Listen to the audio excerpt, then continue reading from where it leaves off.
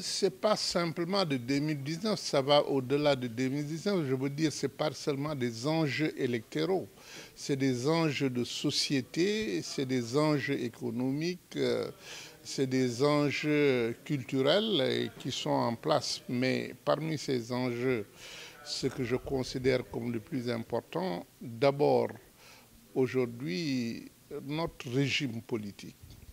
Notre régime politique ne peut plus continuer comme ça, c'est-à-dire un homme tout seul qui décide de tout dans un pays, ça ne peut pas continuer. Et il faudrait aujourd'hui qu'une citoyenneté nouvelle émerge, puisse permettre de poser les problèmes des citoyens. Parce que si les citoyens ont donné un mandat au président de la République, le mandat de diriger le pays, ils ne lui donnent pas le mandat de faire ce qu'ils veulent. Et ce mandat-là, donc, leur permet aussi de se prononcer sur ce qu'il fait et de prendre des initiatives en ce qui concerne la voie qu'il faudrait suivre.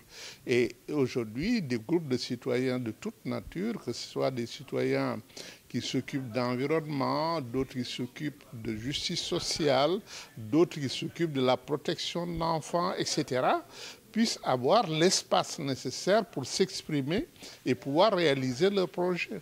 Ça peut être des priorités d'action, mais le changement, il est systémique. Le changement que veulent les gens, c'est un changement systémique. Mais quand on les interroge comme ça, ils peuvent dire quelle est leur première priorité, c'est-à-dire qu'est-ce qui doit venir avant l'autre.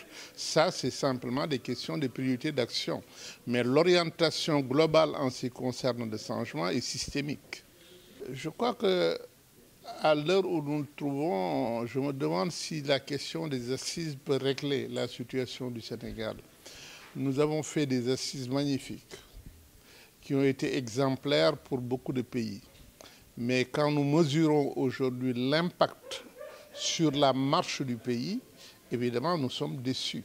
Et je me demande si d'autres assises auront un meilleur résultat. Il y a des progrès qui ont été réalisés, notamment par la parité au niveau de certaines institutions. Mais la parité, il faut qu'on le sache, est un moyen, ce n'est pas un objectif. L'objectif, c'est l'égalité homme-femme. Et cet objectif-là, malheureusement, n'est pas actuellement dans la politique. Parce que c'est posé simplement en termes de moyens, parité ici, parité là, mais pas en termes d'objectifs à réaliser. C'est plus que les talibés, c'est la question de la protection des enfants, de manière générale, parce que c'est vrai qu'il y a les talibés, c'est les enfants les plus visibles du point de vue de la misère, mais il y a d'autres enfants qui vivent des situations extrêmement difficiles et qui ne sont pas dans la rue. Alors il faudrait poser globalement le problème de la protection des enfants.